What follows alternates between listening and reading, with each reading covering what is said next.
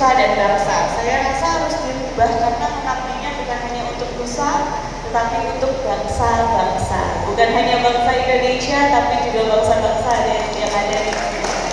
Sukses, mudah-mudahan usia yang semakin bertambah, semakin barokah, semakin sukses, semakin besar, dan mudah-mudahan tadi kita bahas sedikit dengan Bu Nyai untuk menjadikan Jawa Timur ini salah satu pusat religi yang ada di Indonesia. Nah, pusat-pusat religi yang disupport dengan wisata-wisata religi, tempat-tempat wisata yang mumpuni, yang memberikan kacamata Islam yang baik, dan salah satunya di Kabupaten Lamongan yang luar biasa. Di Pondok Panjenengan ini salah satu pondok yang tua, yang senior, yang telah menciptakan dan tidak mudah mempertahankan 26 tahun keeksisan, dan mudah-mudahan makin kesana tetap beradaptasi dengan zaman dan semakin besar.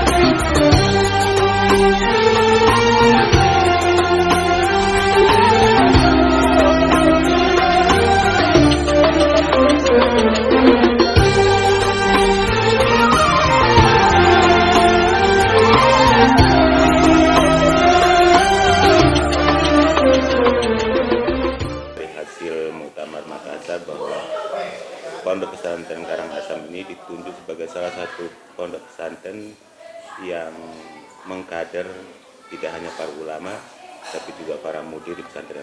Bisa disampaikan ulang Bu. Terima kasih. Jadi Karangasem ada sebagai pondok kader. Tidak hanya kader persyarikatan, tapi juga Karangasem mengkader bagaimana lulusan-lulusan alumni-alumninya itu bisa menjadi mubalek, menjadi dai, menjadi penerus risalah Nabi kita Muhammad Sallallahu Alaihi Wasallam. Karangasem juga mengkader tentang hafid Al-Quran, membentuk bagaimana alumni-alumni Karangasem itu bisa menjadi khufat itu artinya orang yang membimbing hafalan Al-Quran. Kemudian Karangasem juga mengkader mudir.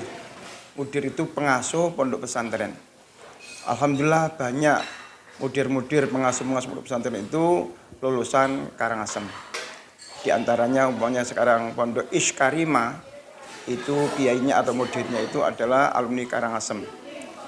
Kemudian pondok Taruna Al-Quran Jogja itu juga ada mudirnya dari alumni Karangasem. Kemudian pondok yang besar lagi di Bogor namanya pondok Wadi Mubarak, itu juga mudirnya ada yang dari Karangasem. Kemudian di Solo ada pondok namanya Ulul Albab, itu juga mudirnya dari Karangasem. Ada di Klaten mudirnya juga dari Karangasem. Dan di Jember juga ada lagi Bakro Syifa, itu juga mudirnya alumni Karangasem. Dan yang di Lamongan sendiri Al-Mizan itu dulu ada mudirnya itu adalah alumni Karangasem. Dan juga ada salah satu mudir di Pondok Modern, itu juga ada salah satunya itu alumni Karangasem, namanya Kiai Haji Ahmad Munir. Itu dulu cari ilmunya, menuntut ilmunya itu di Yaiman, pengasuh Pondok Karangasem. Kemudian selanjutnya bahwa Pondok Karangasem juga bagaimana alumni itu bisa bermanfaat untuk bangsa. Di antaranya bisa menjadi polisi, bisa menjadi tentara, itu juga sangat banyak sekali alumni yang dari Karangasem. Hal ini kami ambil dari hadis Nabi, khairun nas anfa'uhum linnas, bahwa sebaik-baik manusia itu adalah manusia yang bisa memberikan manfaat kepada orang lain. Karena Karangasem itu lembaga, maka saya artikan bahwa lembaga yang terbaik adalah lembaga yang bisa memberikan manfaat kepada masyarakat, bangsa dan bangsa. Jadi itu termasuk tujuan utama Pak I. Abdul Rahman mendirikan pondok adalah untuk menjadi pondok kader. Dan tadi saya singgung juga bahwa kader persyarikatan itu bisa dibuktikan bahwa alumni Karangasem itu banyak yang berkiprah di persyarikatan. Ada yang ada di ranting, ada yang di cabang, ada yang di daerah, dan bahkan ada di wilayah dan di pusat. Itu ada semua alumni Karangasem. Jadi apa yang diharapkan oleh pendiri Karangasem, alhamdulillah terwujud. Sehingga kalau itu semua terwujud, maka masyarakat menjadi percaya bahwa apa yang diinginkan oleh pendiri itu betul-betul bisa terlaksana, terwujud di masyarakat apa yang menjadi keinginannya.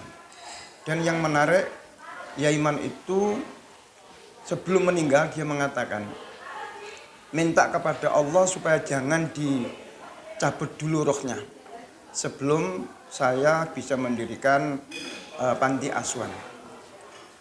Tidak lama kemudian panti asuhan berdiri dan tidak lama kemudian Iman pun mati. Artinya sudah tuntas menurut Iman bahwa keinginan untuk membuat Pondok Karangasem bisa mempunyai akses baik dalam pendidikan, baik dalam kesehatan maupun dalam sosial. Dan alhamdulillah sampai sekarang apa yang telah dilakukan oleh Iman tetap kami sebagai orang diamati kami jaga dan kami pertahankan, bahkan kami kembangkan. Semua itu tidak lepas daripada suatu sistem. Artinya bahwa seluruh orang-orang yang kami amanati, jadi kepala lembaga atau kepala unit, itu sudah menjalankan amanah dengan baik. Mereka menjalankan amanah yaitu dengan ikhlas, dengan kerja tuntas, dan dengan kerja cerdas.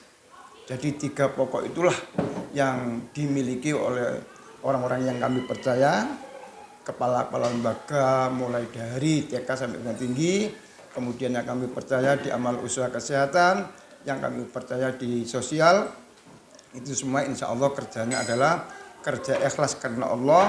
Yang kedua adalah kerja tuntas, artinya program-program yang baik itu diselesaikan semuanya dengan baik. Dan kerja cerdas itu artinya bahwa mereka itu bekerja tidak hanya menggunakan kekuatan fisik, tapi juga menggunakan akal.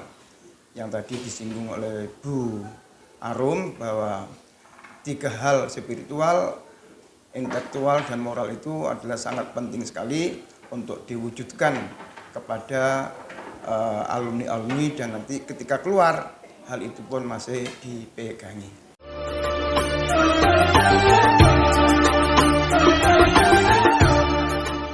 Seperti kita ketahui bahwa Muhammadiyah itu tidak berkonsentrasi kepada pondok pesantren. Muhammadiyah lebih mengutamakan pendidikan. Tapi sekalipun demikian ada beberapa pondok yang didirikan kemudian ditunjuk sebagai PP adalah dianggap sebagai pondok kader. Seperti diantaranya adalah Pondok Mu'alimin Mu'alimat Jogja, Pondok Darul Arkom Garut, kemudian Pondok Karangasem, Paciran, Lamongan, dan Pondok yang ada di Makassar, saya lupa namanya itu. Jadi 4 pondok inilah menjadi tempat untuk pengkaderan, lebih khusus adalah pengkaderan kepada persyarikatan. Jadi diharapkan bahwa pondok-pondok itu bisa mencetak kader-kader yang sebagai generasi penerus untuk kelanjutan daripada Muhammadiyah yang ada di Indonesia.